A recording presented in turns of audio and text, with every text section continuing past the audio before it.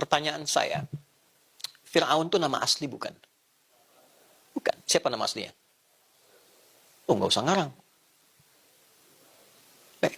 Ramses II, Ramses III, Region 1, Region 2. Ini ngarang itu bahaya gitu, Pak. Gini, Fir'aun, catat kalimat ini. Anda mau bikin status juga apa-apa. Fir'aun, Fir'aunnya Fir'aun. Tidak pernah disebut nama aslinya. Fir'aunnya Fir'aun. Tidak pernah disebut nama aslinya.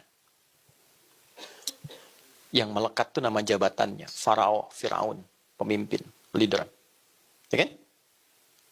Apa karakteristik Fir'aun yang paling jahat ditampilkan di Quran itu? Al-Baqarah 49 itu. Yudzabbihuna abna'akum wa yastahyuna nisa'akum. Ada informasi bahwa ini akan ada sosok yang berpotensi menggantikan kepemimpinannya. Langsung ada bisikan. Apa bisik-bisikan yang kadang-kadang masalah itu? Ya, menyampaikan hati-hati bos gitu ya. Ini potensi nih menurunkan Anda nih gitu ya. Hati-hati Pak GM dengan pembisik-pembisik gitu ya. Harus punya sifat fatonah itu. Ya.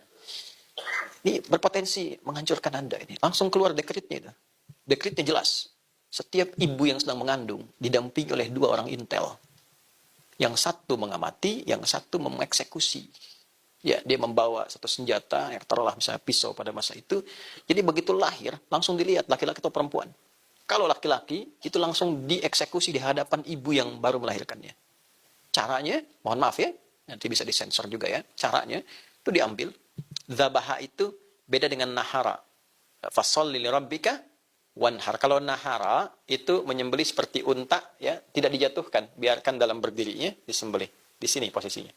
Tapi kalau zabaha dijatuhkan dulu, ya, baru kemudian disembelih. Tapi kalau zabaha pakai tasydid dijatuhkan dengan kasar, disembelih, digorok berkali-kali. Itu kalimatnya menggunakan zabaha dan menggunakan kata progresif. Terus yudzabbihu. Nah, setiap lihat laki-laki jatuhkan, digorok berkali-kali di hadapan ibu yang baru melahirkannya. Ya kan? Hobinya begitu, ngaku Tuhan. Ana rabbukumul a'la. Saya Tuhan yang kalian paling hebat katanya. Itu dalam sejarah, cuma 2 yang mengaku Tuhan. Dan oleh Allah tuh diberikan satu hukuman yang sangat melecehkan.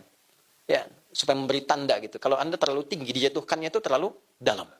Ya, ditenggelamkan kan? Supaya orang viral, Tuhan tenggelam. Tuhan kok tenggelam gitu? Ya, satu lagi Namrud tuh. Namrud itu kan hancurnya hanya dengan satu nyamuk yang cacat sayapnya. Orang mengatakan lalat riwayat ya. Cacat ya. Ya, sehingga masuk ke telinganya, tewas dengan itu. Nggak viral di kalangan masyarakat. Ada Tuhan tewas dengan nyamuk cacat gitu. Rendah. Maka setiap orang merasa tinggi, mengangkat dirinya terlalu tinggi, biasanya Allah langsung rendahkan serendah-rendahnya. Itu rumus tuh. Hati-hati ya teman-teman sekalian. Maka apa yang terjadi? Ya, itu dia ngaku Tuhan loh. Manusia sekarang kan paling tinggi levelnya Nabi pernah malaikat ya. Ya, Nabi pernah bilang, la nabiyya ba'di, nggak akan ada Nabi setelah saya. Itu clue-nya tuh. Ya, kalimat itu makna dalamnya begini. Nanti di masa depan ada orang mengaku Nabi setelah saya. Langsung tolak aja, nggak ada setelah saya, nggak akan terpenuhi syaratnya. Makanya kalau ada orang ngaku Nabi sampai kini, nggak usah aneh. Ini menunjukkan apa yang dikatakan Nabi Muhammad benar. Yang aneh itu setiap ada yang ngaku, ada pengikutnya. Itu masalahnya. Ya, dulu IM itu, pelatih bulu tangkis tuh, era 2000-an, ngaku Nabi. Tangkap polisi, tanya kan, kenapa ngaku Nabi? Saya ke Bogor Pak, dapat wahyu deh. Anak bayang nggak, kita ke Bogor dapat talas, dia wahyu. Yang legend itu kan, ada LA kan, aku malaikat tuh. Dia minta izin pada gubernur yang terdahulu untuk mendaratkan Jibril di Monas. Bayang, ditangkap oleh polisi tuh. Ya, kita dukung tuh polisi kita, jangankan teroris, malaikat dia tangkap tuh. Ya. Nah, tapi Fir'aun dengan berbuat semacam itu nggak pernah disebut nama aslinya oleh Quran. Selalu jabatannya, Fir'aun. Korun, sekorun-korunnya korun, nggak pernah disebut namanya. Selalu sifatnya.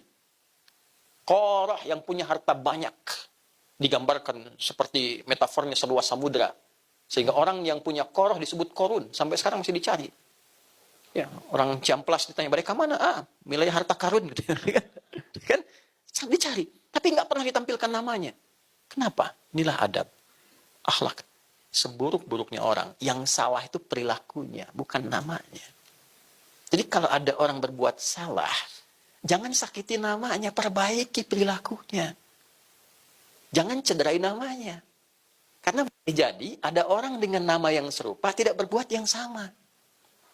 Dan Anda itu mau menjatuhkan orangnya atau memperbaiki perilakunya. Anda seorang leader, ada bawahan salah.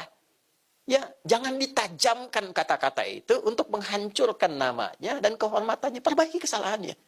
Itulah integritas. Itulah siddiq. Itu dahsyatnya Quran itu sampai sebegitu.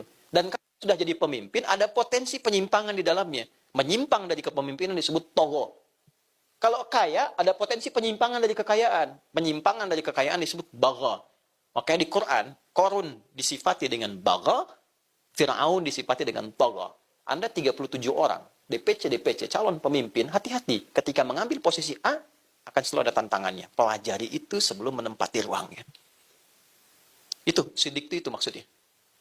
Nah nanti terakhir, untuk mendeliver itu semua, setelah punya kemampuan, yang pertama fatana, amanah, siddiq, bagaimana mendeliver itu dalam konteks kehidupan dan tugas kita.